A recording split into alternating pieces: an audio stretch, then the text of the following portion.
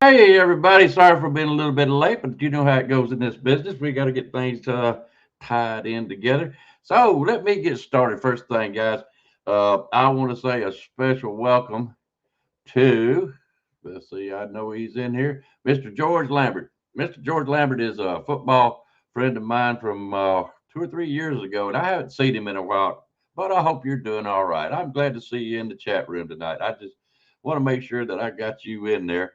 But anyway, there's some other guys in here, of course. Let me go back up to the top.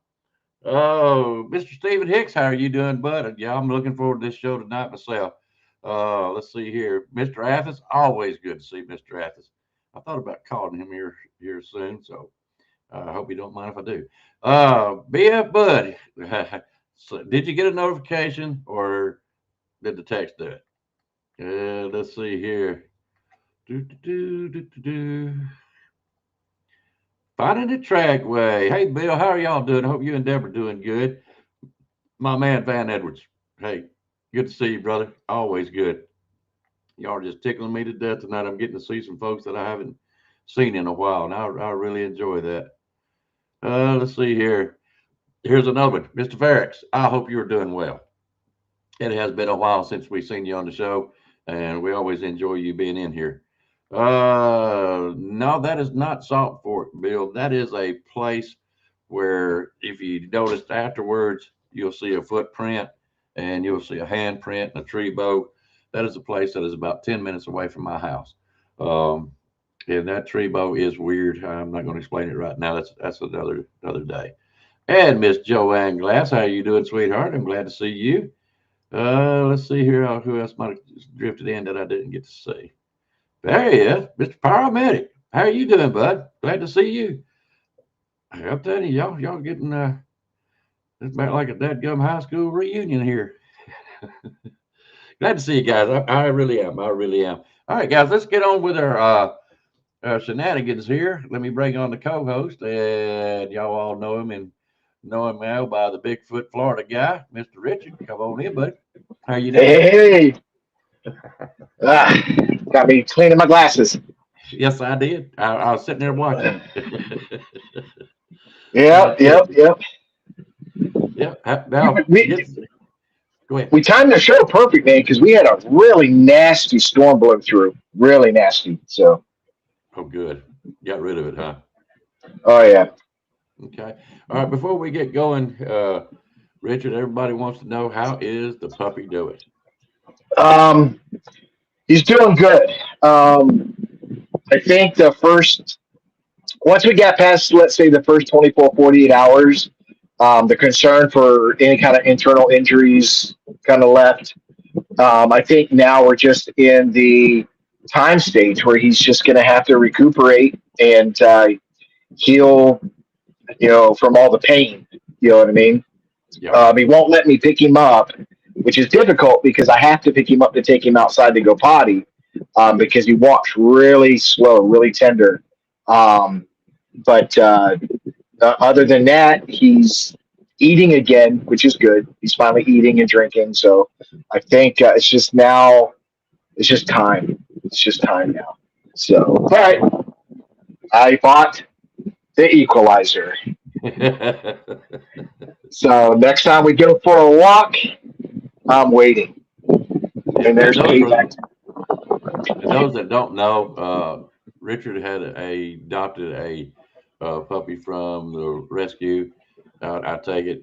Anyways, they were out, and a Rottweiler got a hold of his dog. That's another story to it as far as that Yeah, goes. I But thought everybody already knew that part. well, Yeah, I just went some for a people that walk. don't know.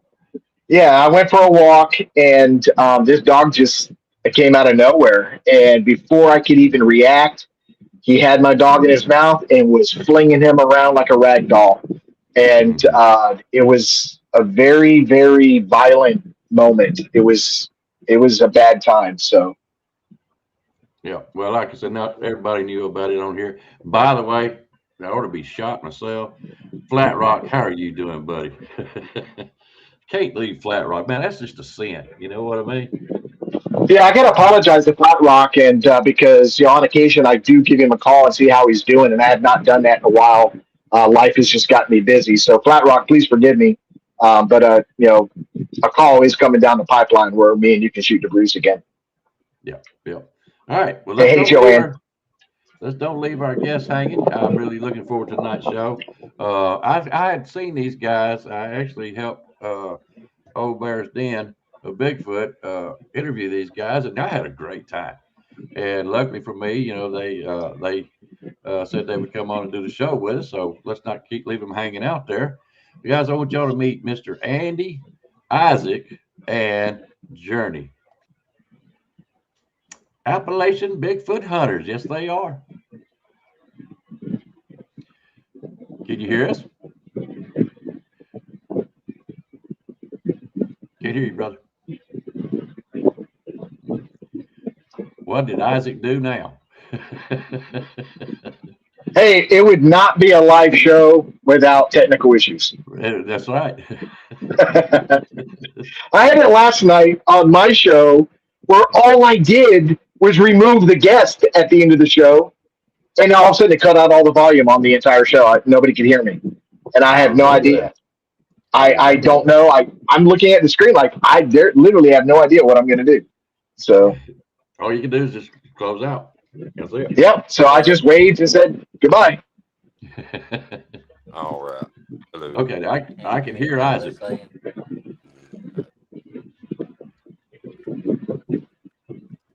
Technical difficulties.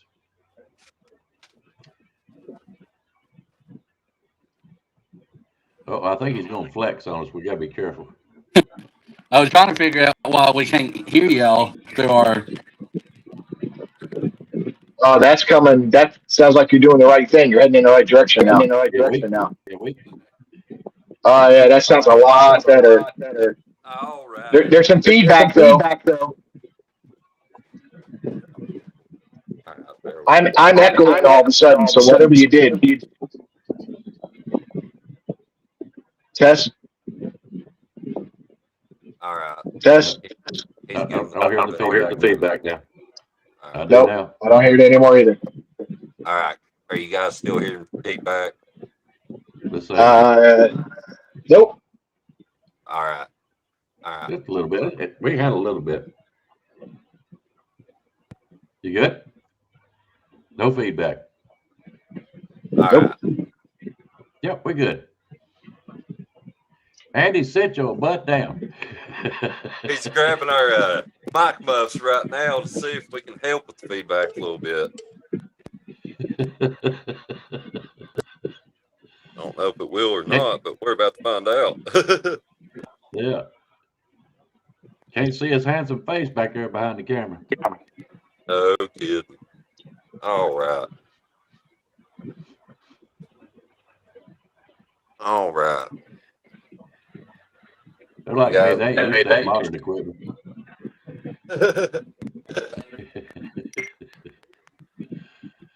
Let me see. 1, 2, 3. All right. 1, 2, 3. Back to working. Maybe. Sounds good on my end. Yep. Hey, Curtis. See, they got modern equipment. Why can't I get modern equipment?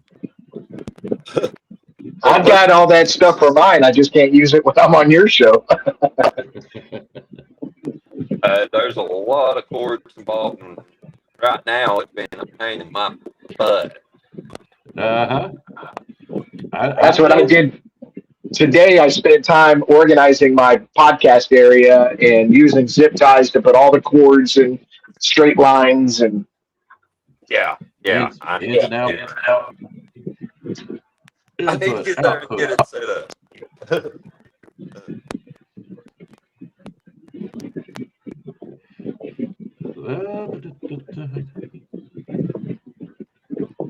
Have we got it?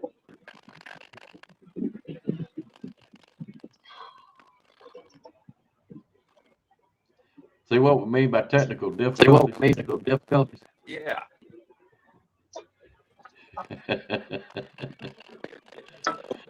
Hey, trust well, I'm me, going to talk to the chat room. Yeah, go ahead. Yep. I see your buddy Georgia there, Outlaw Kurt, BF Bud, Joanne's in there, Lenny, Van Edwards. Who else we got? Finding the Trackway. Finding the Trackway. That's Bill. That's Bill. Miss Trackway. Trackway. We're getting feedback now, guys. We was I don't see Yeah. Mrs. and unplugged. Yep, Mrs. Trackway. Where's Mrs. Trackway? Anyways, I ain't gonna scroll all the way up. Deb, if you're on here, how you doing, sweetheart? And we got Thomas Tomlin just jumped in. Good to see him. Yep. Hey, Thomas, how are you doing, bud? Glad you come back. Yeah. Anyways, let me give a little bit of an explanation, guys. Appalachian Bigfoot hunters are from, if I'm thinking right, Isaac, y'all from over around East Tennessee?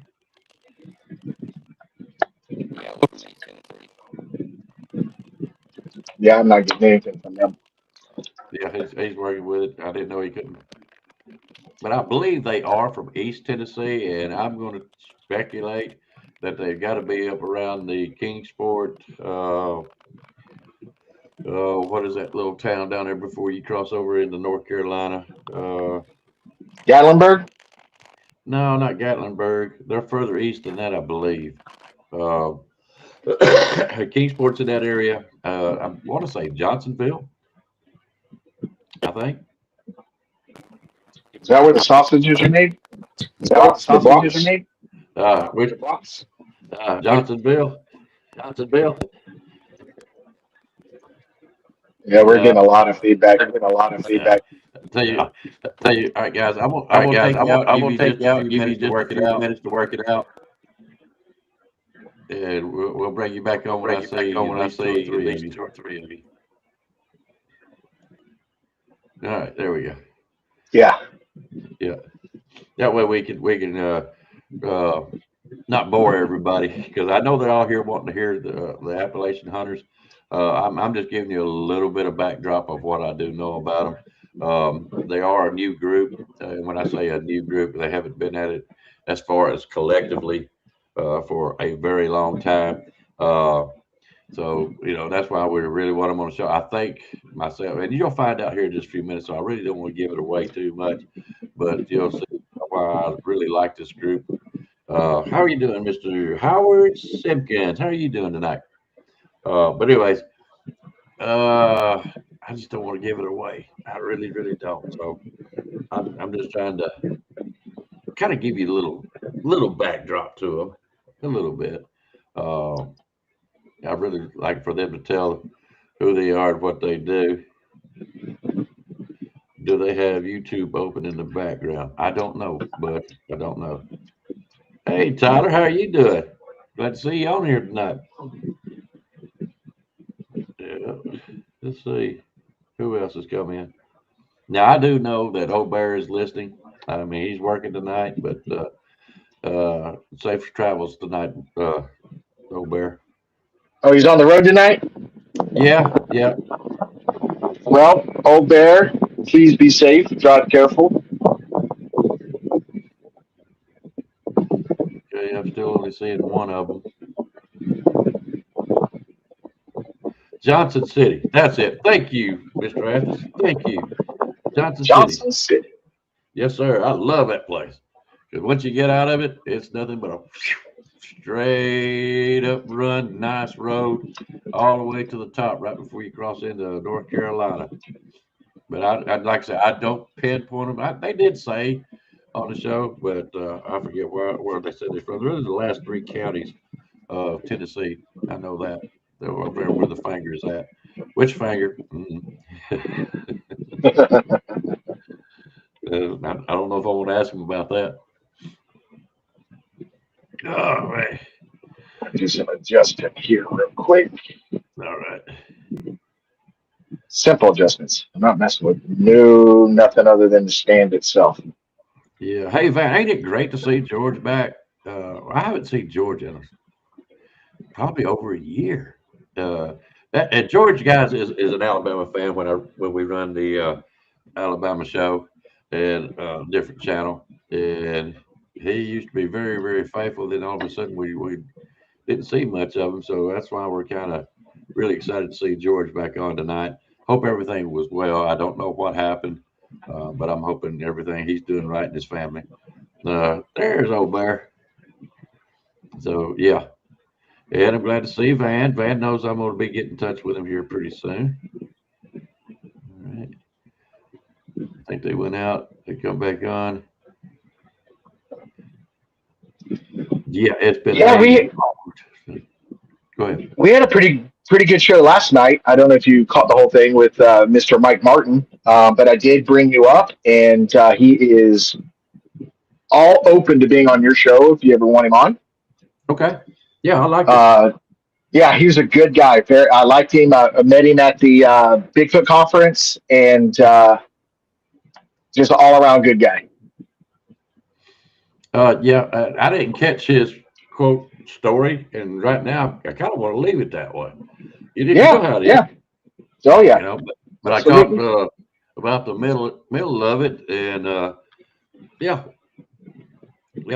that's when I started picking around, and I'm sitting there looking, and I'm watching Frank. Frank's like, "Who in the crap is this guy?" Yeah, yeah. We're working on something where we're going to try to go out to that property because the property itself is less than a couple hours from where I'm at. So Mike has been generous and offered us an opportunity for me and Frank to come out there and do an investigation. And so we're looking forward to that. We're going to plan that hopefully as soon as possible, probably before the end of the year. I'm out of vacation time till August. Yeah, George, I am ready for football, and just like Van said, keep your ear to the ground. Keep your ear to the ground. Not going to say much more than that. All right. Guys, we got some good things coming up, and not only in the Bigfoot field, but in the Alabama football. And I know a lot of you are not Alabama football fans, but a lot of the guys are that's in here. So we're getting closer. It just probably around August, somewhere around there. You'll see.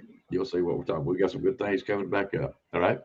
But anyways, yeah, Mike did like I said, I didn't get to hear his interview per se. What happened? I know it's been recent. I know that. But about the time I come, you said something about I wished I could read. That's when I jumped on. Yeah, it was. Yeah, I was having a good time last night messing with it. Yeah, it makes for a good interview because one, it's a Class A sighting. Class A sightings are exciting, and two, it was only a year and a half ago or less, so it's a recent sighting. So, and again, it's another sighting that involves the Mayaca State Park. So it shows that is a very viable area. So Yeah, Miami Hurricanes. That's all right. We like you anyways. yeah, we won't hold that against them. No, no. No. I mean, we used to say that back in the day and this was when I was into college football, but now I basically only watch one game a year, and that's the Army Navy game. And but back in the day, I was a Florida Gator fan, and even back then, it was Florida State, Florida Gators, and the University of Cuba, the Miami Dolphins, or the Miami Hurricanes. Yeah, let me see if they're ready. I see two hands, so let me see. Hey guys, y'all right? Still It working? looks like they're still working on it. Right. They got some issues. Yeah. So as soon as they get back on, we're getting that echo again. All right. Yeah. That's what we was dealing with was a bunch of feedback on this side. We've unplugged everything, replugged everything back in. We're not catching any feedback as of right now. Right. Yeah, but we're echoing. No, we're not. Up. Now, yep, it's cleared up. All right. Don't touch it. Let's don't touch a thing and let's jump on this. Yeah, no kidding. All right. Let's roll with it while we can, guys. All right, sounds good. Y'all could Just move the camera so we can see your faces. All right. I'll Yep. do that. Here. Don't move it ever so slightly. Yeah, be gentle with it. Yeah. Sure. Because right now, Flip the camera, honey. You gotta flip the camera around. Careful. Careful. No.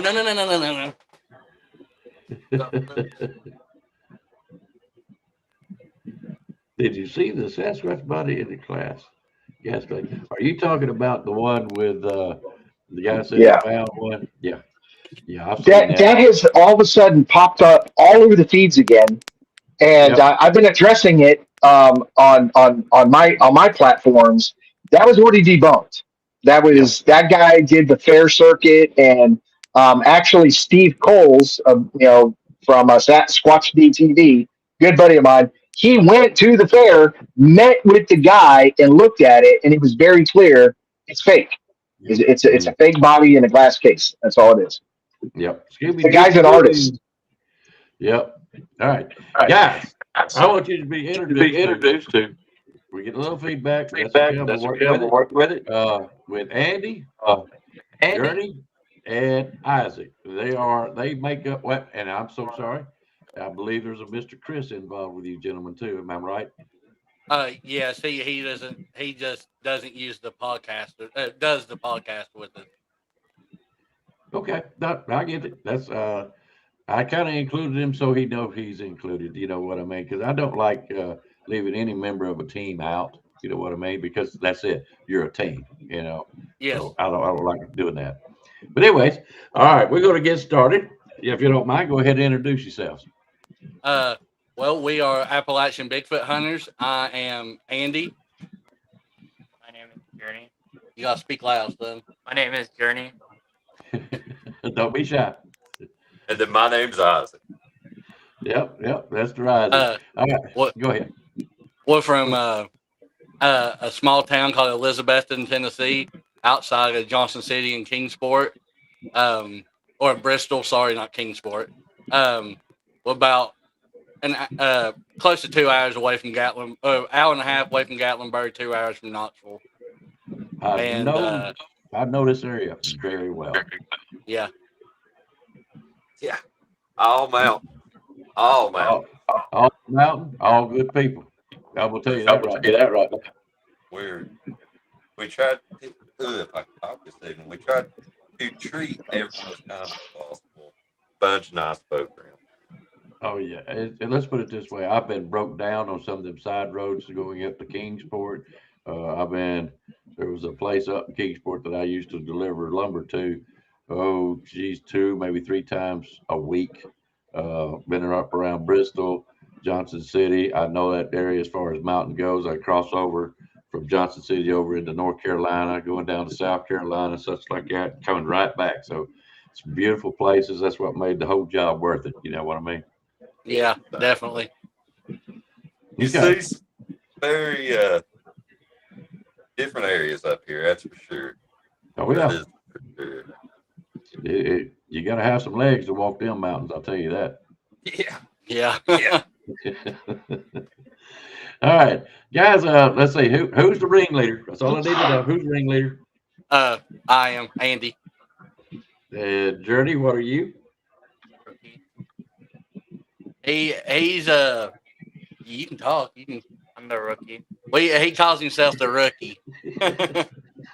I want to hear him say it. All right, Mr. Isaac, tell them who you are. I'm the cameraman or skeptic, whatever you want to call it. I'm just The here skeptic. to survive. The skeptic is the one I wanted to hear. So now you see why I kind of like this. You got Andy, and I'm gonna let him tell what he's all about. Journey is a rookie that he has basically convinced to come in and be part of this. I don't know if he's crazy, ain't got no sense. I don't know, but somehow he's agreed to do this. And Isaac is the skeptic, and I think that makes a great team. When we say skeptic, he is not what you call. They ain't no such thing as Bigfoot. He just don't. Right now, he doesn't. You know what I mean? So I like I'm that one because that's I'm out there for the idea, but till I see it and it's right there in front of me, it's going to be up in the air. You Now, know, are you more agnostic where you're not just against it, you're more it could be, I just need to see it. pretty much. That's the Okay, so best way you're you can explain it. It could I be a have a possibility, but it's one of them things. Until it's in front of my face or I see right. something or something similar, I've got to get there and you know.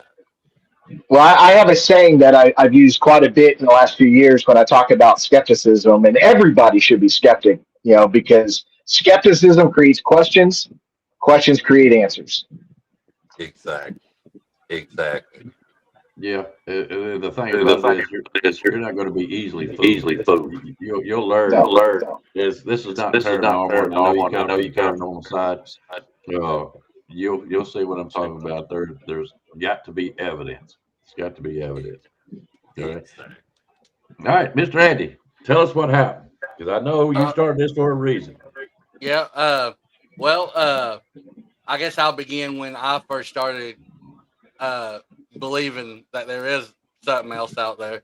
Um, I was probably 14, 15 years old.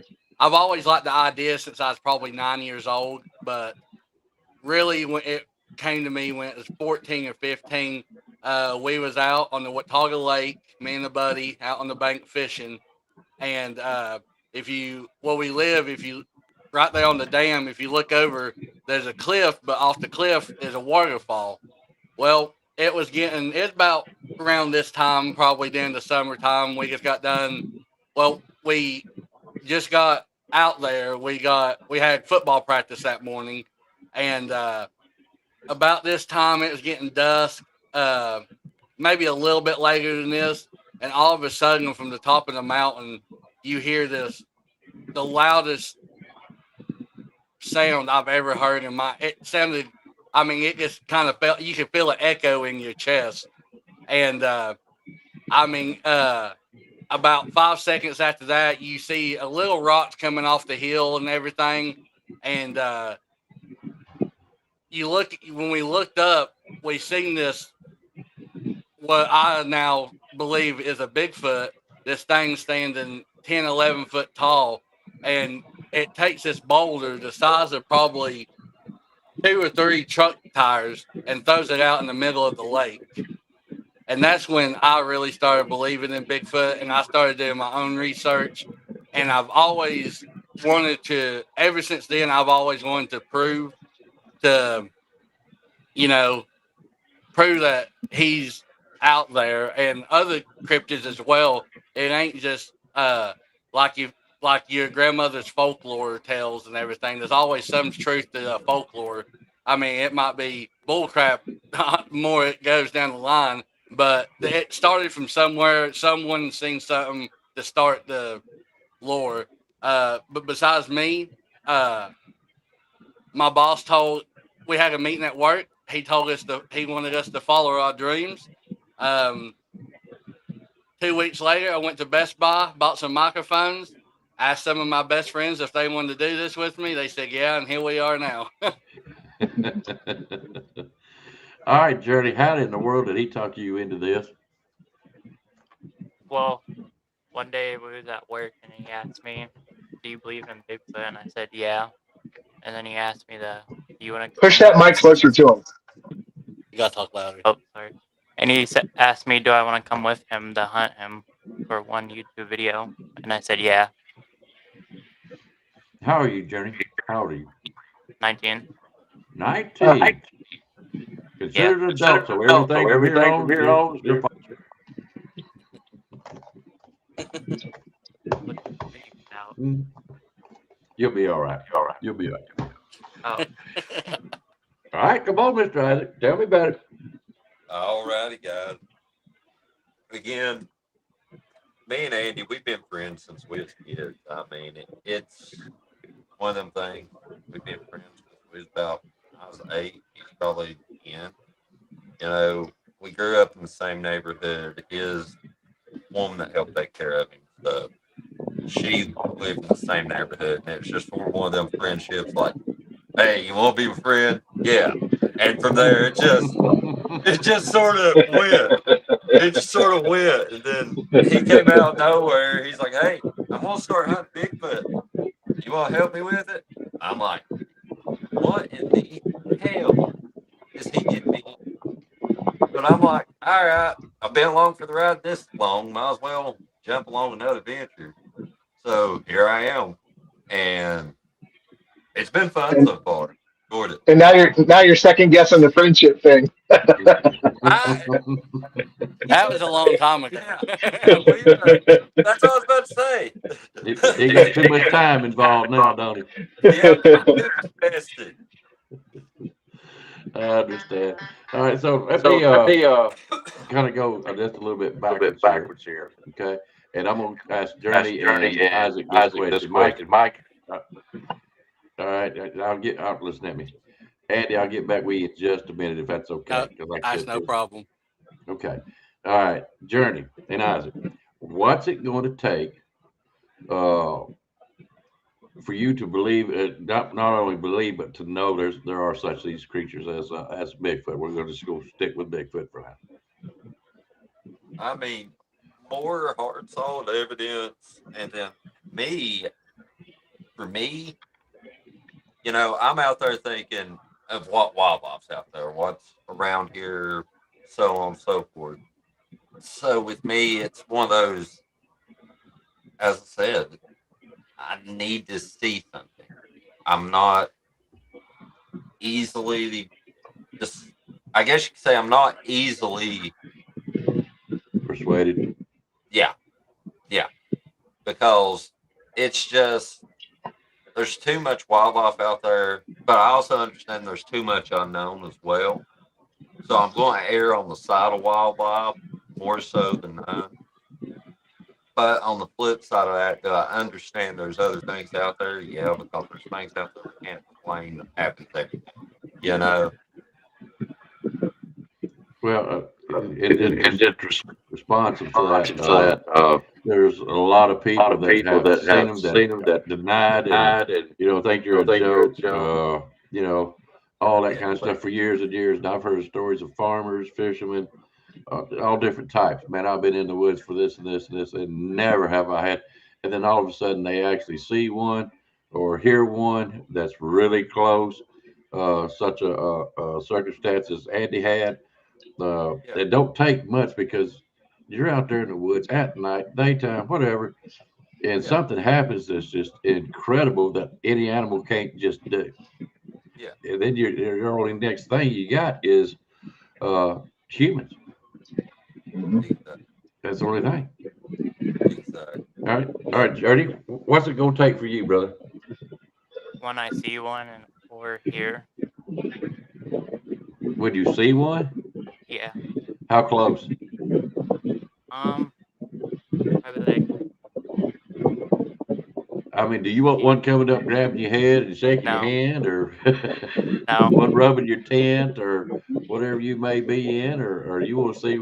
Because there's the thing: everybody wants to see one, Uh-huh. but they want to see it behind the glass of a cage. Yeah, that's what I wanted. I want to see it like from a distance. Definitely He's not. a man of few words, but he gets right to it. Yes, to the point. To the point.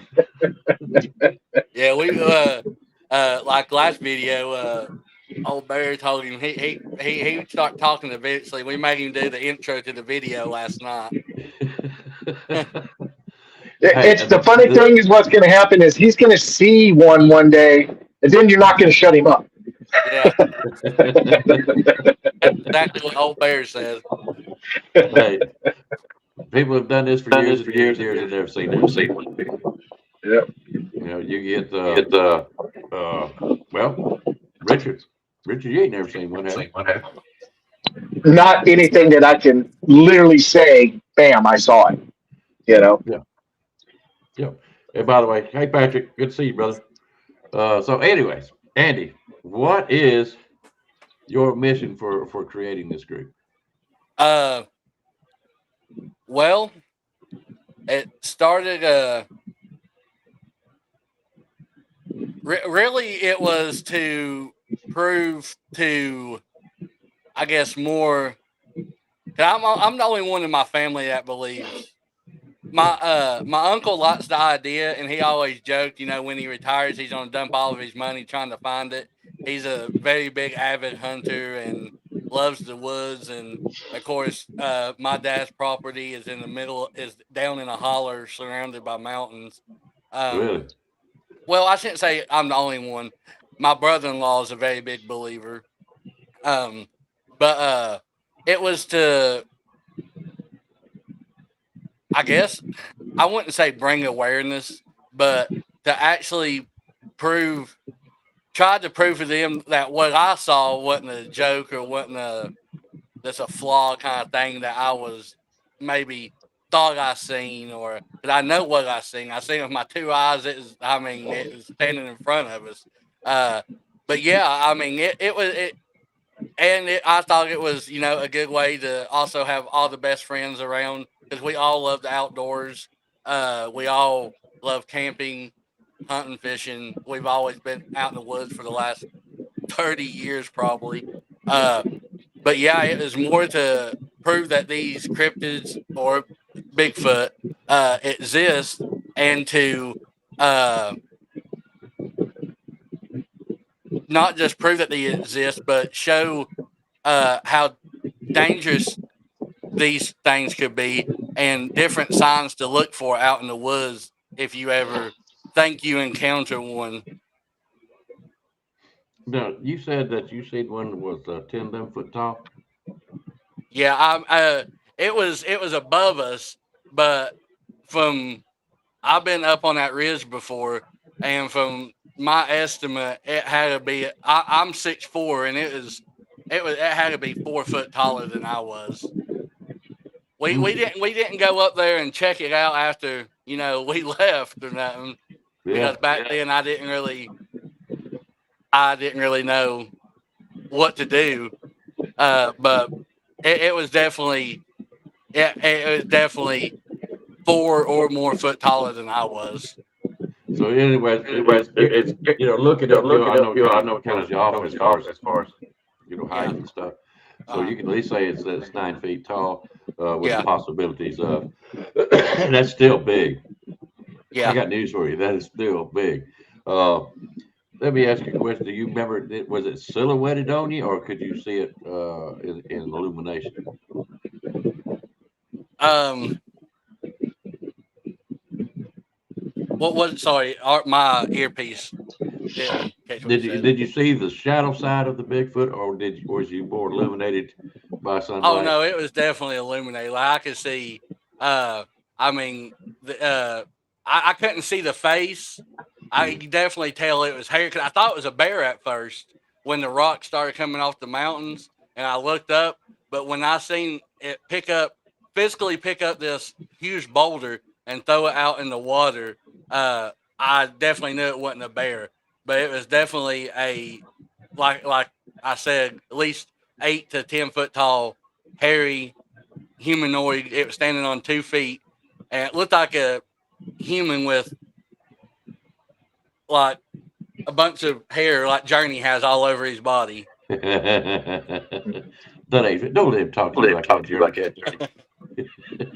So, anyways, was it muscular looking? Was it barrel chested? Was it thin? Anything like that you could tell? No, it wasn't thin. To be honest,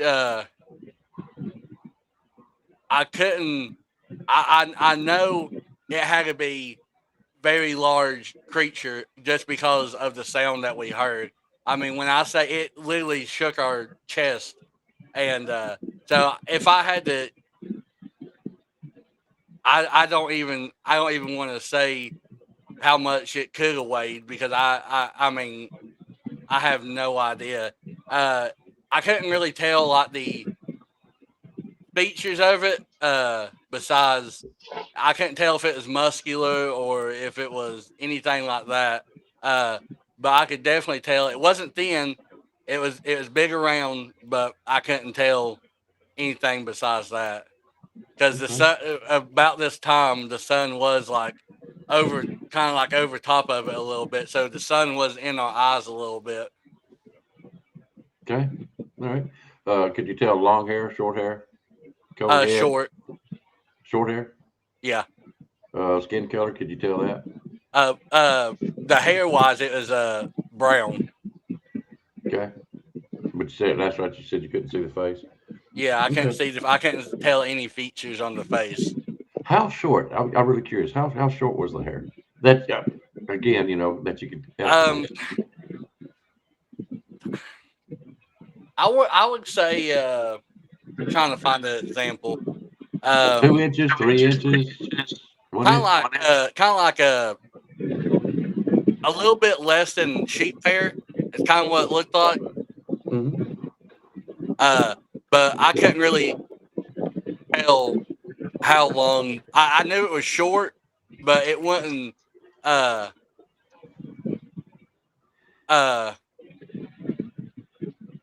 Sorry. It wasn't short, but it wasn't long. It wasn't. It was almost like shaggy looking. Okay. Shaggy looking. Yeah. Not sure that I've heard it described that way. Yeah, because most of the time you're gonna hear long hair, straight hair, Yeah. stuff like that. But shaggy, so when I say shaggy, are you talking about like waves or Yeah. curl? Kind of like a sheep wool is what it looked like all over its body. Interesting. Interesting. So what expertise are you going to delegate things like like Isaac is your camera guy, uh, matted hair. Yeah, that's what I was curious about, Flat Rock. Or is you going to have Journey get proficient in something else, such as tracking, taking tracks, prints? Yeah. We have a tracker. I guess almost what Chris is our tracker because he has spent a lot of time tracking with Isaac out in the woods for deer. But I really Journey's purpose. I want since he was, he does believe. So I wanted him to do more of the research side since he doesn't. I mean, I wanted to give him a job where he could talk to people and talk more. And sorry, but I do a lot of the researching right now. Me and Isaac kind of does, but for the most part, that's what I've been teaching Journey is how to research these things and stuff like that. Well, I can recommend. This is something I brought it up on my show last night, and I'll show you this book right here. Okay, from Steve Coles. It's really good on teaching you how to be an investigator.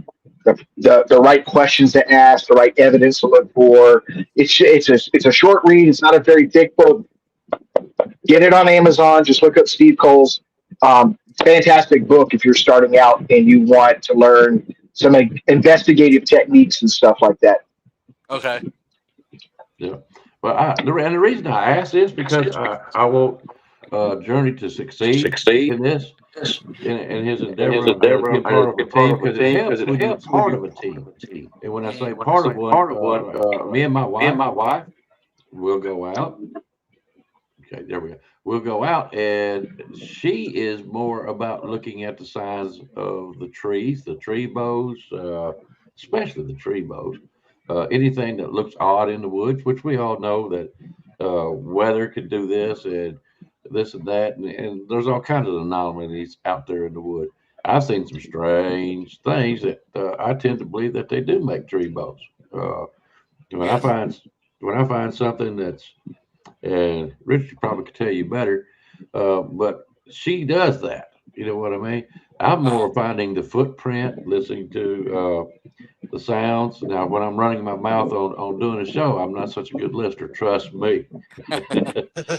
There's some things that I have quote supposedly be happening going around me that could be Bigfoot related. I'm running in my mouth and I don't hear it, but everybody else is, so, but that's just the way it is. You know how it goes. But anyways, I would like to see him start developing get out of your shell, brother. I know you're just 19 years old, but you'll be fine. You'll start having that confidence. The more of these shows that you do, the more confidence it's going to be like nothing to you, and you'll be able to speak up. You know what I mean? So don't worry about that. But try to learn something to help the team itself. Yeah. You know what I mean? All right. Anyways, Richard. Yeah, the key thing, and I'm an independent researcher. I do it by myself. I spend a lot of time camping and being in the woods and being out there by myself. So, as being an individual, I have to wear a lot of hats. The great thing about being a team, and I think this is kind of like what Icebox was kind of delving into, is when you have a team. If everybody has a specialty, like for example, you got a guy that's camera and audio. Yes. See what I'm saying? And skeptic. Right, which is good. I started out when I started this. I was behind the camera. You know what I mean? But then you've got a guy. His specific job is documentation. Now everybody is watching because everybody's wearing cameras, everybody's looking and stuff like that. Yeah. But there becomes a moment where this person is documenting the time of day, the temperature, the weather, all the different things. What equipment are you guys using that particular day? Who's present? And what equipment are they using? Because this is all information you'll bring back together. Then you got another guy, he's measuring. When you find prints, his job is to measure the prints, get it all filmed, the measuring, the casting. See what I'm saying? So everybody has a specific job. It just makes it a lot easier because when you go out in the woods, each person is carrying the load. Like me, when I go out, I can't even take casting. And I found prints, but I can't. I'm 6-7 miles in the woods. I'm already carrying so much. I can't also add a gallon of water and some casting material because things start getting really heavy. But when you have a group and each person has a task and each person has their tools, it all comes together when you put it all together at the end and present your evidence. Yeah. Hey Joe, how you doing? Joe Parker in the house. Yeah. All right, let's give it a fine example. Andy, you said something about you seen Bigfoot about this time of the year. Yeah. All right. It is hot down there in Florida, is it not? Mm-hmm. Oh, yeah. Extremely hot. All right. At more of the south, you're going to look at Georgia, Alabama, Mississippi. It's hot. I know it's not as hot as Florida is right now, but you can see where I'm going with this. It's hot and it's humid. We just spent a couple days, last week or the week before this one? Oh, Lord, it was hot everywhere. Yeah. It's weather that we have not seen before. Tennessee, as you guys know, it's hot, it's humid. Well, where I'm at, we got a taste of it, so I knew what we was fixing to expect. Fixing to have some next week. So my question is, what I was looking at, and it's just, I'm trying to give Journey a little question things in your mind, just like Isaac is. Isaac, once he wakes up, he's going to question things in his mind. Yeah, no kid. I'll pick it at you, Isaac. Question it, and even Andy, all of y'all. If you question what could be, what this is, try to prove it, this and that. That's what Andy's is all about, is trying to prove these things, that the evidence is real. But anyways, what I was getting at, July. Where do Bigfoot go in July? Where do they go in the winter time? How many sightings? What kind of evidence can you find in these certain times that you go out?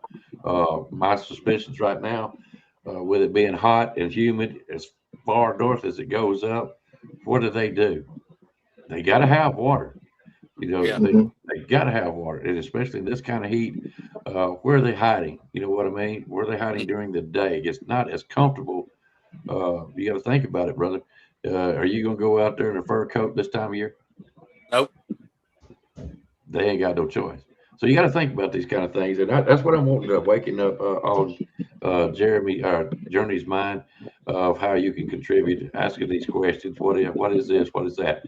Not from just me or you, Andy, other people that you talk to on these podcasts and such. I feel like y'all go on a bunch of them. You're going to what, a cryptid con here shortly Yeah, in September. in September. So Yep. ask questions. You know, ask a bunch of them and get to know their experiences and listen. That's why I do this show. I get to know. I get to learn from Andy what happened to him and what time of the year. What did he go through? What was the Bigfoot doing? You know, why was it doing that? That kind of stuff. Uh, all that kind of stuff. Even though some stuff will be over and over and over, but all it does is build up that encyclopedia in your brain. And that's why I do this show. Now, Isaac, I don't know what we're gonna do about that fella, but no, you're an important part of the team. Probably the most important because being as skepticism, it keeps everybody reined in. You know what I mean? Yeah. You know, it keeps everybody grounded. Yeah.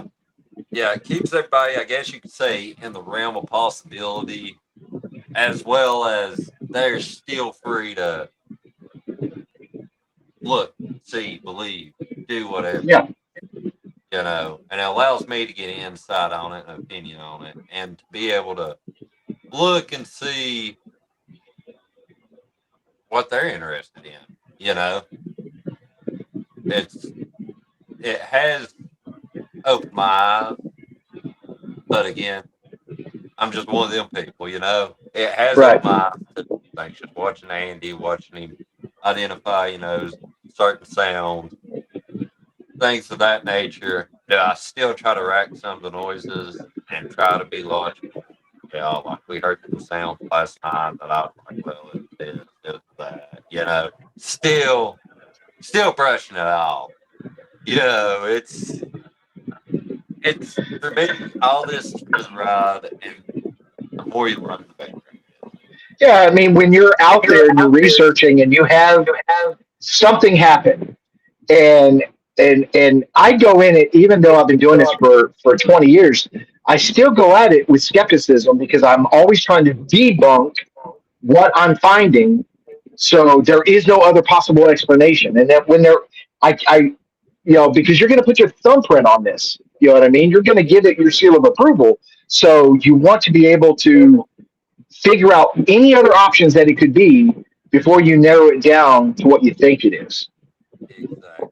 You're wanting to narrow everything down and out of the realm of possibility before you confirm whatever the case may be. Yeah. All right, listen, guys. I got to do my thing. Everybody in the chat room knows what I'm fixing to do. Richard knows. I'm gonna ask this one question, and I'm gonna disappear for about 5 or 6 minutes. When Andy heard that yell and it vibrated in his chest, okay, I want you to tell me, and I've got earphones on so I can still hear. I want you to tell me, you and Journey, what animal or what made that noise that shook Andy up that much?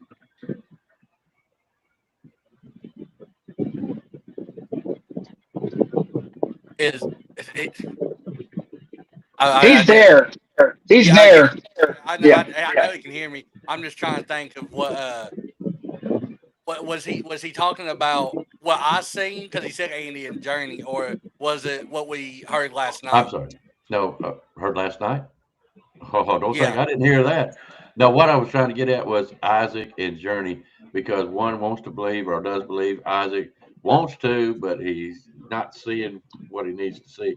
So, what made that racket when you first saw it back in, that 11 up there on the mountain? What animal would make that loud of a noise to vibrate your chest? That's what I want to know from them two. Not you, Andy, but them two. Okay. But we're going to come back to, what noise last night. I'll be right back. Honestly, it could be anything. I mean, what Andy felt, I mean, it's not really easily explained. What could I say? It could be I could blow smoke. Say it could be a bear. It could be this. But logical explanation to that is what's the reality of a bear growling? I mean, with me not personally being there, I couldn't say. You know, Right. it's just what Andy experienced there. It could be a realm of possibility of anything. Would I say it could have been a bear? Possibility. Around here, not the only thing. Yeah. Well, I'm a big fan of vocalizations because my very first encounter was a vocal, and I understand what you're saying, where you said it was so loud that you felt it, and I get that. You know, when I had mine, it just reverberated through my body. It was extremely loud. And it opens up that deep dive where now you'll go to YouTube, for example, and you'll just download or just start watching every possible video of every bear in that, the types of bear you have in that area. What do they sound like? You know what I mean? And to see if you find something similar. You know what I mean? Yeah, I get it. You know, vocalizations is key. You know. You want to, Journey? I would probably say maybe a bear. That's about it. Put that mic closer to you because we can barely hear you. I said probably a bear, and that'll be the only one I would think to make maybe a noise like that. Well, I can tell them both for sure, 100%. It wasn't a bear. But no, I'll wait till Icebox gets back. But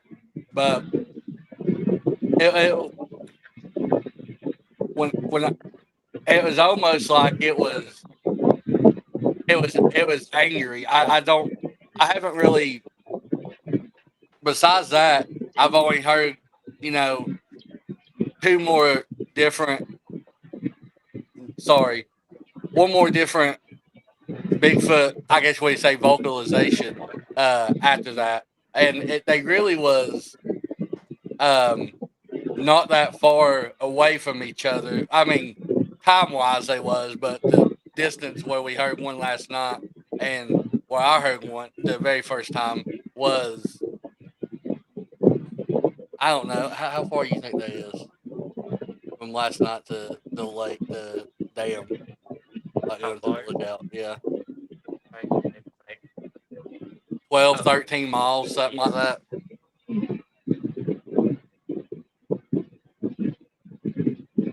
But yeah. Are you guys using audio recorders and stuff like that? The only audio recorder that we have is our camera right now. We haven't bought any actually recorders yet. To be honest, we was trying to investigate and do everything, but with the Leslie County, I'm trying to think of the name. It's in Leslie County. It ain't like a Crypticon. Well, it is a Crypticon. It's for cryptids and paranormal. We've been trying to focus on getting everything ready for it, so we really haven't bought any new equipment besides our thermal camera. I got you. So you heard one last night, you said. What was it, about 12 miles away, you said? No, that was the distance between the call that I heard the very first time from where we was last night. Okay. So what'd you hear last night? Well, I'm trying to think how to even put this. Yell, scream. So it was a scream, but so I can start from the beginning, so I don't have to backtrack and think of everything else I'm trying to. So we got a email from this lady Jean, and she said, "Introduce yourself, blah blah blah." I have seen. I'm just gonna put how she put it: a hairy creature standing 8 foot tall I've seen it in my backyard a couple of times, and I went out there, and there's a big spot where it has laid, where I think it's laying down at, and it's just all flattened out. I said, okay, yesterday was really busy for everyone. I said, but we can come out that night and see if we can see what we can find. See if we can find any evidence or uh, hear anything. Do a couple of tree knocks and do a couple of vocalizations. See if we can get anything to call back to us or anything. Um, well, we was walking out through there and we heard some noises. I mean, it was windy. It could have been limbs falling off into the ground and everything. But we got to this kind of clearing, and when I looked, I seen eyes. But when I tell you, when I seen the eyes, this thing wasn't 8 foot tall. I mean, it was 10 foot tall. I mean, after we went offline and everything, I should have done it online. I wasn't thinking. I was just ready to go after it when I seen it. But we took a measuring tape and measured, and it stood about 10 foot tall from where I seen the eyes. Fast forward, we get to this area, get past it a little bit, and we kind of find where we think it's been bedded down, but it's really old. We didn't find any like fresh signs. There was one tree limb that could have been broken off by something that tall, but nothing recent. There was no, the path that we cut looked like a deer path. It didn't look like anything broad has been through there. Well, we were standing there talking about everything, and about a couple minutes after we started walking again, we heard a tree knock. I mean, and this thing sounded like it was at least 3 or 4 miles away. That's how powerful it sounded. That was probably the closest tree knock I have ever experienced our time doing this. I've heard a couple of them, what we thought was tree knocks. Maybe it wasn't, but this one was, I can say without a doubt, was a tree knock. But anyway, fast forward, we get to this area that her and her husband sometimes go out there and they'll camp out there in the tent, and she lives out in the middle of nowhere basically. And we start hearing this whistling sound, and it's this whistling, and I said, okay, well, I'll do a couple of tree knocks. So I did a couple, and we got a response.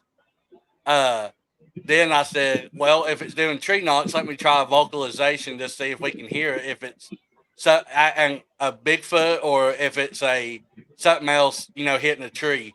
And when I did I did what I thought, what I call a whooping call.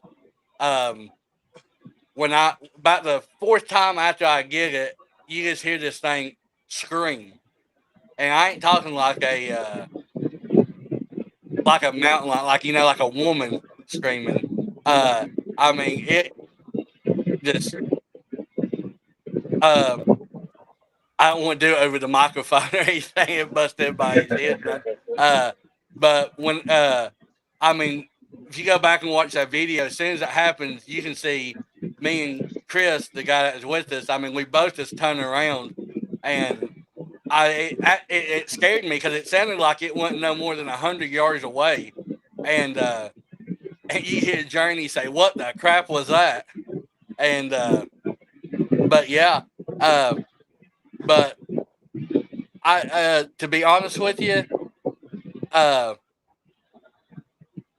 think last night and last night I don't think it was a Bigfoot. I really don't. It was verbatim what you would hear with a skinwalker. I don't know if y'all ever had an encounter or believe in that thing. But after last night, we all agree, we pretty much believe in that. The whistling sounded like a baby crying all through the woods, a woman screaming help. which Isaac, as him being a skeptic, put it off as a mountain lion, and then there's this one sound I can't even describe. It sounded like if you took a pen, if you took a pen and was clicking it, but if you magnify the sound of it like to a volume of like 400.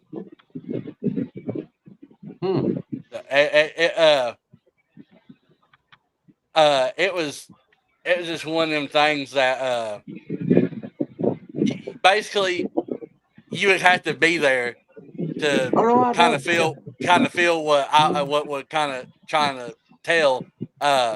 It's probably actually one of the scariest I have been out in the woods because it felt like it was right on top of us. Mm-hmm. I'm gonna say it this way: you got a eyewitness of a Bigfoot. You're in that territory. She says she's found some matted grass. You heard a whistle, tree knocks. What was the rest of it you heard? And you heard a scream. Yeah. Now, the clicking, all that. The other stuff. Let's take out the scream. Okay. Okay. What other animal is going to make those three or four noises? What do they indicate to you? A tree knock. Nothing really. I mean, what we heard definitely wasn't a woodpecker. That could have made that noise. As far as me, I don't think an animal could have made any animal out here could have made that noise. Did it sound like? Let me just post this right here because this is a good question. Rock clacking. Be aware of barrel. Yeah, I believe it's barrels. Beat, clack, aggressively, even at humans. Is that bar reds or is he talking about? Bill, I don't know where you going with that one, with the bear heads or bar heads, beat, clack, aggressively. Anyways, reason I say all that is right now the tree knocks, the whistles especially, they tend to, if you put all of it together, it's not going to point to a skinwalker. It's going to point to a Bigfoot. The scream itself, barred owls. There we go. That's what I thought he was going with, but I didn't want to say. What my point being is, most of your experience, it sounds like it points more toward a Bigfoot. Now the scream, hey, Tennessee's got the mountain lions too, and I don't know about Black Panthers. I think Richard was talking about that on his show last night. And they will scream like a woman. Now I will say this, I am. I've asked this question several times and really don't get a straight answer. You got your ghost stories. Yeah, I'm sure y'all do too. You park a car on a bridge, and you're gonna start hearing whistling and baby crying.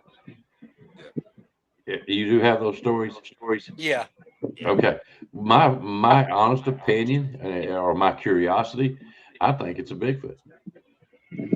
Now hear me out. Hear me out. Back in the old days, and you hear stories about the Indian tribes and stuff like that, coming taking women and stuff like that. If you think that you have a baby out in the woods and you hear it, what's a woman going to do? Go for it. They're going to go for it. That's right. So if Bigfoot is after something of that nature, what better bait to get him out there? Crying like a woman, sound like they're injured. What's going to bring them out there? What's it going to bring? Is it going to be another guy, or is it going to be a Bigfoot? I mean, I'm sorry, or a woman. Especially when you hear the baby crying. A woman. Yeah. So you see where I'm going with this. There is a possibility that it could be Bigfoot. That's just something I'm kind of working on. Let's put it that way. So do you think Bigfoot can mimic a voice of a woman or make a baby noise or? Yeah, I do.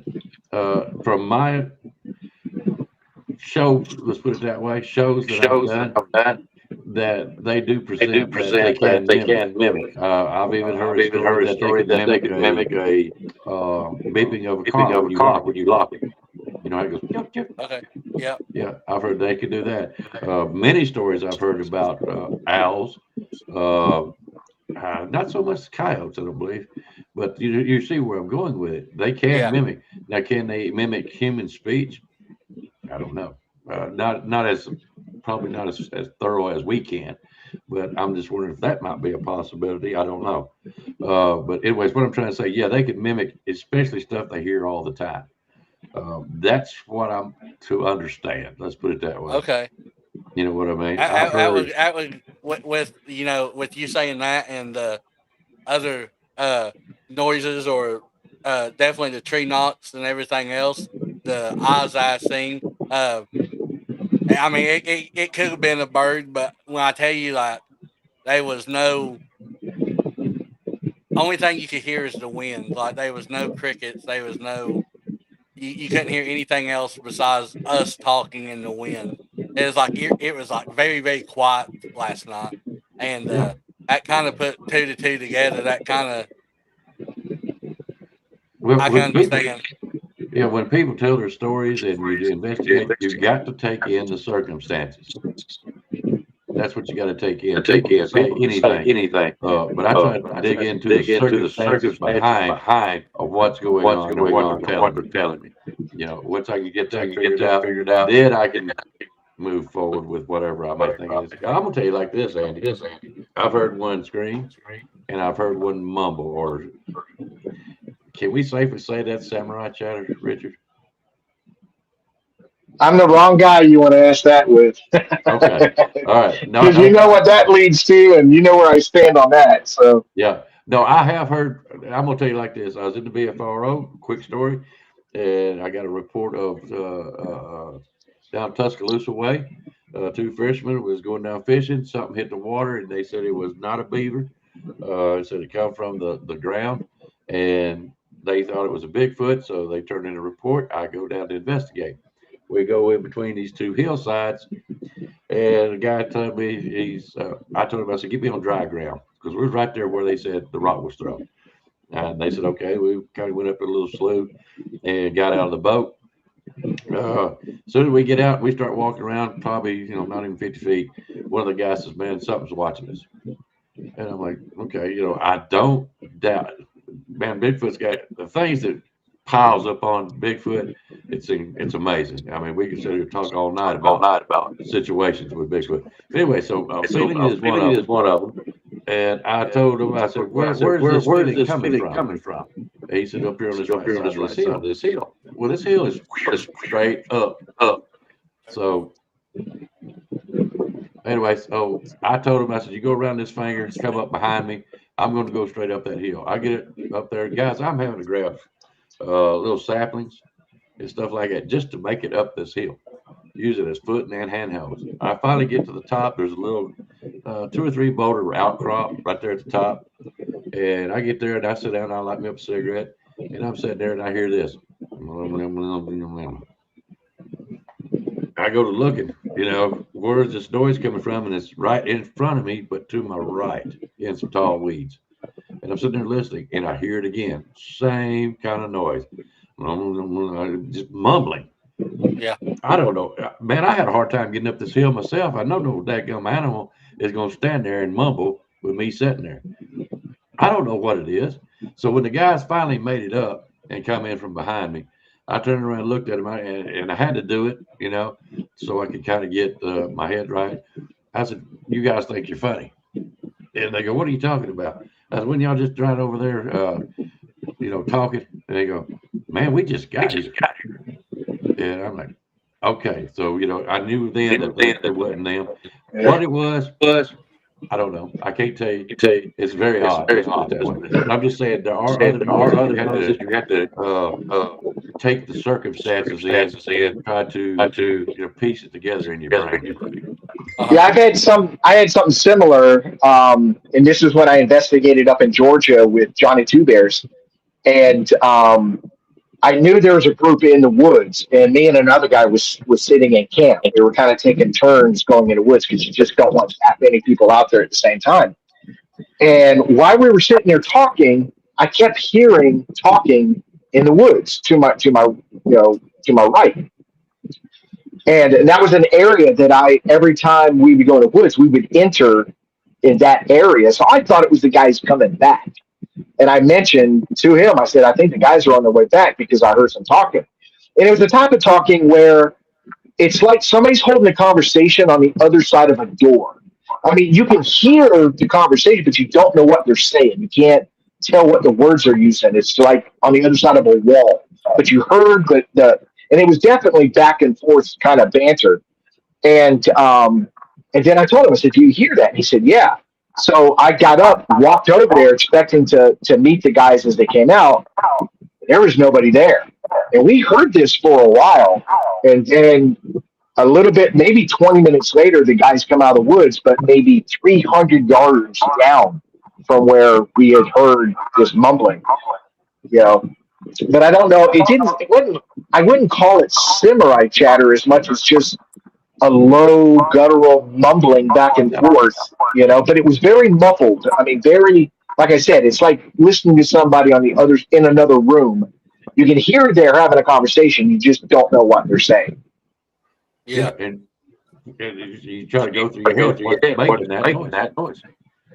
Yeah, that's almost what it kind of sounded like last night. Like Chris that was with us, he said, I mean, I could hear what it kind of sounded like, and I thought it was a woman saying help, but and then even Isaac saying, I swear I'm hearing a baby crying down through there, and but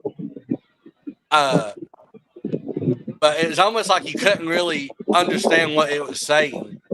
Like it sounded like a female, but it sounded almost mumbling in a way. Isaac, were you there? Yeah, I was there last night. What do you think the baby cried? What could it be? I mean, let's use your skeptical brain. Be honest, on the baby cry, I wasn't for sure, but I did say that the woman, what sounded like a woman screaming, was mountain lion. I'll give you that, yeah. It's one of them things. The baby crying was just weird, but me being me, I'm not 100% for sure. I guess you could say there's a limit realm. I guess you could say it could be, but who knows? Who knows? Could it be a chatter of some sort? Definitely, guys, invest in some audio equipment that you can leave in the woods. Like this one right here. This is an Olympus Digital, and I like it a lot because it has a button that lifts this up, and I can plug it right into my computer and listen to everything on headphones. This one's $100, $150. It's older now. They've got newer models, but this thing works so good, and it hears things for miles. This thing is really good. Invest in some of these little things because they fit in your pocket. Because as researchers and packing in the woods, you want to find things that are small and lightweight because you don't want to be buckled down with a lot of weight. Invest in those things, and I have an external microphone, with a wind guard on it that I will zip tie this to a tree somewhere on a branch, and leave it. Come back a day or two later, a week later, or whatever I can do, and then go through that audio to see if I hear anything. You know what I mean? Yeah, I understand that. Yeah. By the way, hey, Miss Sharon and Miss Hillary, she drifted in here. And did you see the post, Andy, of, is it Subtrader Upper Six? It's braided. What's that? I was just, what's up, Andy? It's braided. Oh, okay. Yeah, it's my nephew. Okay. I just wanted to make sure you see that he was in here. All right. So anyway, Journey, were you there too? Yeah, What'd you think? it was definitely scared, skeptical. No, you're thinking of It was weird. I heard I don't know what you're trying to think of actually.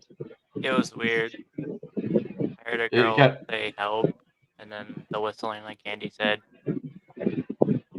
guys, tell me what's whistling out there. Bird, What? bird, He was asking you whippoorwill. what was whistling.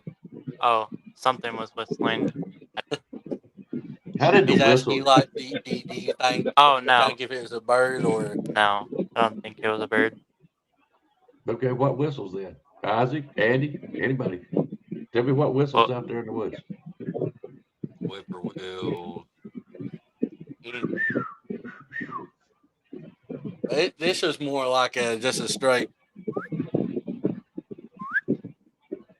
Okay. It wasn't. I mean, usually if you hear one whippoorwill, you hear multiple Oh yeah. whippoorwills. Like we said, they wouldn't know. We didn't even hear crickets. To be honest, what was that? We didn't hear crickets or frogs until we got back to our vehicle. But We also have weather coming in as well last night. So there's creaking of trees, things of that nature that I was sort of like, well, could it be a tree we're hearing creaking or something of that nature? See, I like that. I like that. Tree creaking. You know, you can distinguish a whistle. You know what I mean? A tree Yeah. creaking sounds totally different. Guys, I ain't even gonna get into that story. Anyways, just trying to help you along with your investigation. oh But no, guys, definitely. yeah, we're just trying to help. That's all we're trying to do. But I'm trying to get Journey's mind to think a little bit more. Ozzie, not so much, but I like to hear his thoughts on it. Andy, what do you think it was? If you say Skinwalker, I'm gonna throw you off the cliff. After sitting here listening to both of y'all and everything, I never really thought it like it that way. I didn't. Me personally, I've never gotten to that type of research. Like I didn't realize Bigfoot could mimic Mhm. a baby or anything like that. I mean, it kind of changes the perspective for me. Yeah. Definitely, I think it was after, especially sitting here thinking about the tree knocks, the other sounds we heard. I definitely think it was trying to pull one of us away from the group. There's a couple of times in the video you can tell Journey was kind of like walking off by himself, and I was telling him to come back over here because I thought something was wrong with him because he kept walking out to the edge of the woods where we was hearing this noise, and I was trying to tell him to come back over here stand over here with us just in case it was something. But you put it into a great picture for me of what exactly happened. It's all speculation. Richard is notorious for getting on me as far as that goes. You didn't see it make that noise. And you're gonna hear this too, all y'all. Beating of the chest, is that tree knocking? Are they popping their mouth? Is that tree knocking? Like Richard says, does Bigfoot walk around with a stick in his hand, and as soon as you tree knock it, it answers immediately? I mean, I've had that happen. You know what I mean? Yeah. But does it walk around with a stick? Oh no. Go ahead, Richard. Yeah, I mean that's why I always brought it up. Like I said, you got to come in it with that logical, almost skeptical way of looking at things because you're looking for the truth. And when it comes to, like I said, I'm big on vocals. Vocals are very very interesting. And when it comes to a tree knock, like I said, I just it's my own theory. I'm no expert or anything like that, but at no time out of 10,000 reports that are out there is a Bigfoot walking around with a stick. See what I'm saying? So to me, is it a vocalization? Is this thing popping or hitting or doing something to send this noise out there? Because gorillas do it. and this thing is supposed to be somewhere between human and primate. Um, we've all been out there. You guys have been out there, and if you wanted to reach down and find a stick and hit a tree, it takes a while to find the right stick, to find the right tree, to get that good sound that you're looking for. And especially here in Florida, it's all pine trees. Pine trees are very soft on the outside, so hitting them doesn't make a great sound. So you have to find something that's harder, hardwood, and then you got to get a firm stick. I just don't see Bigfoot walking around with a stick waiting to do a wood knock. The only other option is he breaks a branch to use to hit at that time. See what I'm saying? But they're like I said, I lean more towards it being a vocalization. I'm not saying it is, but I'm just leaning more towards that aspect of a knock being more of a vocal, because it happens a lot of times. You'll do a tree knock and you'll get a response shortly after. Yeah. And so that tells me, how fast can somebody find a stick and hit a tree compared to how fast can they just vocalize that knock noise back. That's what I'm saying. We use the term wood knock because that's just the closest terminology we have to what we're hearing, but it doesn't necessarily mean it's a wood knock. Yeah, I was actually doing some, because I think, I don't remember if it was Old Bear's Den that said it, that he didn't so much believe in the tree knocks. So after we got off the podcast with you and him, I got to researching, and it came up on a topic came up on a page I was on or something like that, and they started talking about them being interdimensional humans, and when they're jumping from one dimension to another dimension, that's what they believed was a tree knock. Let me tell you this, guys, and personal experience. I've already been into this Bigfoot stuff, yada yada. Who are you? Like Flat Rock says, hearing both vocals and knocks, he believes they can do both. I had an experience where I went out in my back set of woods where I live, and I heard about the tree knock, so I found me a good about a 3-inch stick. Probably about I don't know 2 feet, 2.5 feet long. And if I'm in a tree, and just out of curiosity, I'm halfway down a hill before it hits the pasture. I hit tree knock 3 times, and it's almost immediately, I got a 3 knock back.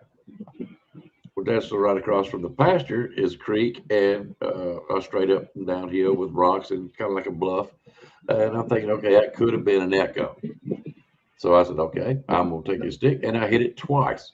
Not 3, but twice. And I got a 3 knock back. I said, okay, that's enough. I got to go to the house. I'm unarmed. I'm not sticking out here by myself. But I mean, you see my point. It was immediate, is what was going on. What was it that made that noise? I haven't got a clue. From where it come from, nobody's out there building nothing. And I mean, I knew the direction it come from. It was basically at the same level of the hill that I was at, only down probably about, guys, you know how sounds carry. So I'm gonna say about 150, 200 yards. That's my guesstimate, and that's what I got out of there. Yeah, so when we did it last night, I mean, I did it 3 times, nothing happened. I did it 3 more, and we only heard it 1 time. It wasn't the equivalent to, the same amount of we did. Now, when I hear just a single knock, that could be anything.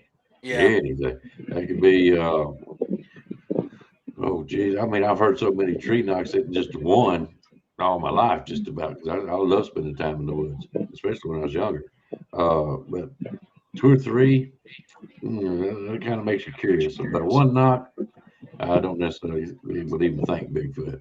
That could be anything, But anyways, go ahead, Richard.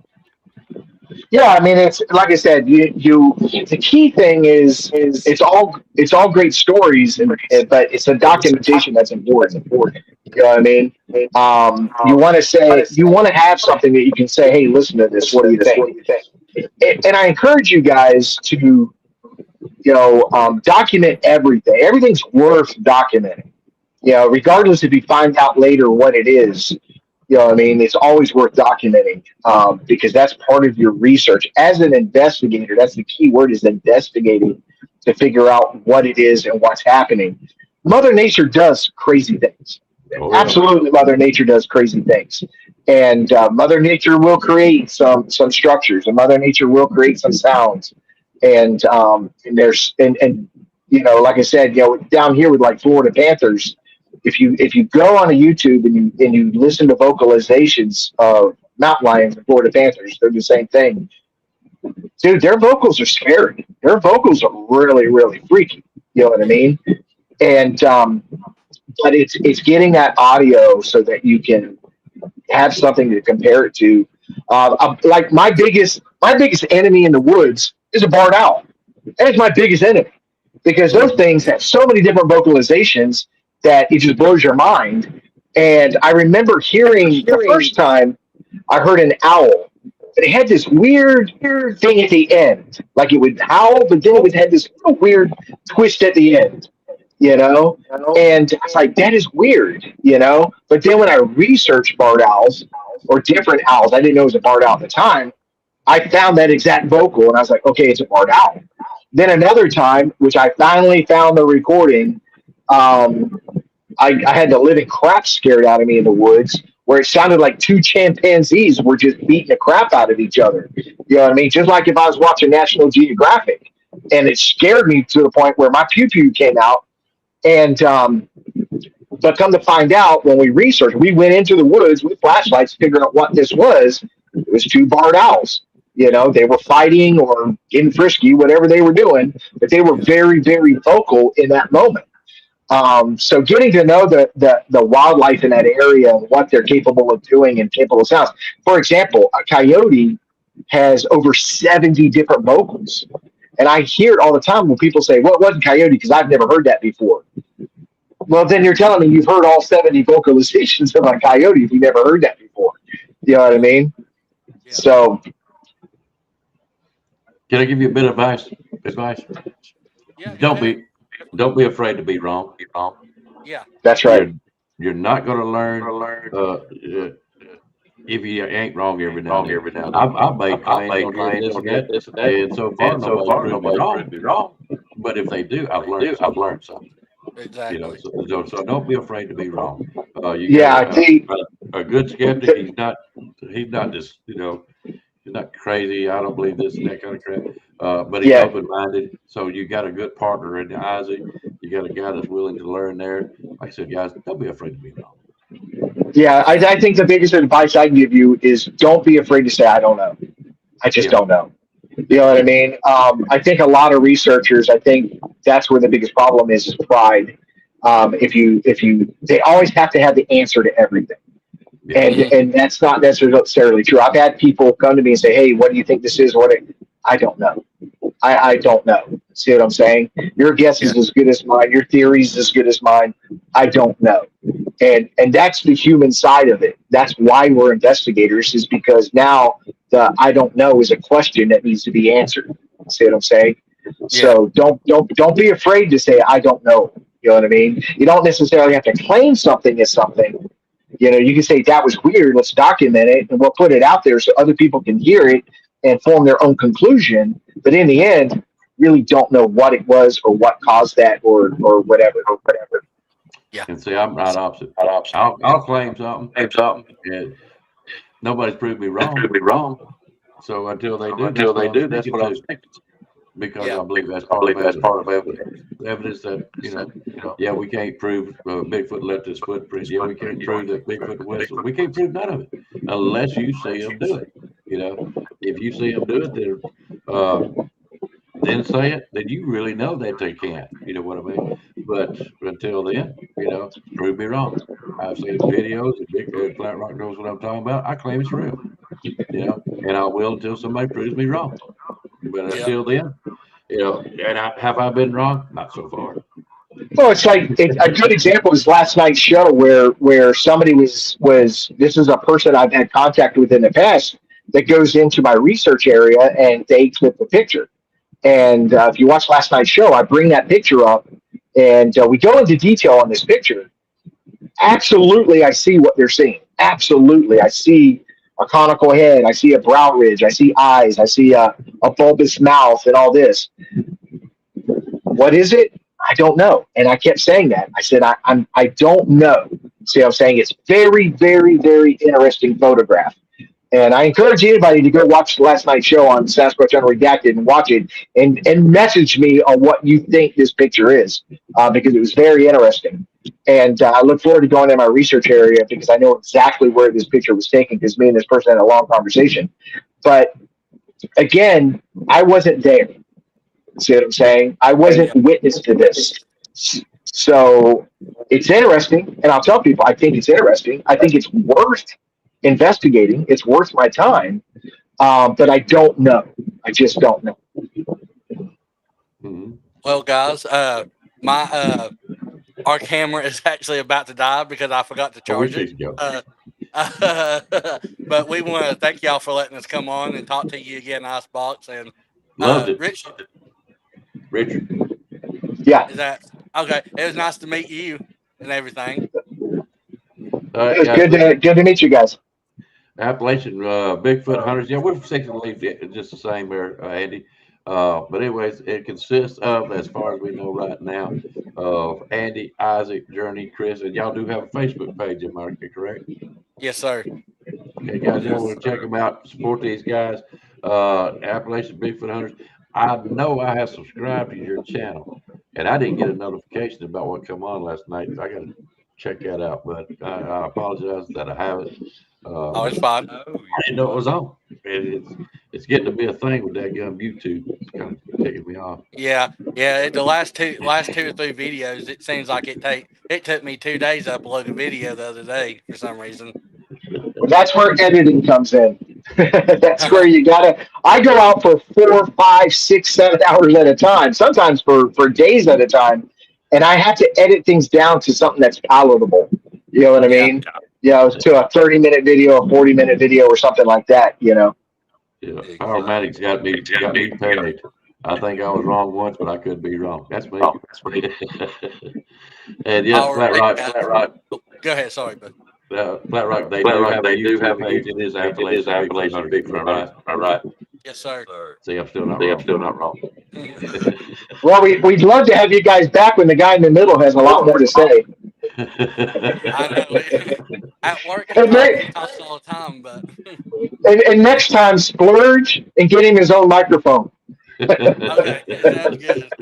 And we didn't even plan to have a podcast or anything like that, and Isaac wanted to start one, so he was our cameraman, so I agreed to do it with him. And the setup we bought came with 2 microphones, but the little box where you control everything is only 2 ports for 2 microphones, so we're gonna have to buy a whole new set so we can get everybody a microphone. Just get him a special one that's loud, one of them bass things that picks up everything. You know what I mean? Just get him his own. All right, guys. Yeah, hey, we really enjoyed it, and I appreciate you guys coming on. I was looking forward to this ever since I met y'all. What was it, last week or so? And, 2 weeks ago, I think so. Yeah. Bear got on to me. I didn't know you was having them on. I said, I told you, Bear. A week later, they agreed to come on. Jeez, give me a break. Yeah. But he's been listening. Okay, Yeah. All right. Well, guys, it's talking with y'all, and it's nice to speak with you again, Icebox. Richard, it's nice to talk with you. Hope to talk to you guys again soon. I hope so, guys. I wish y'all lucky. I know y'all got a cryptid con coming up September. Let us know when the exact date is. We'll promote for you a little bit.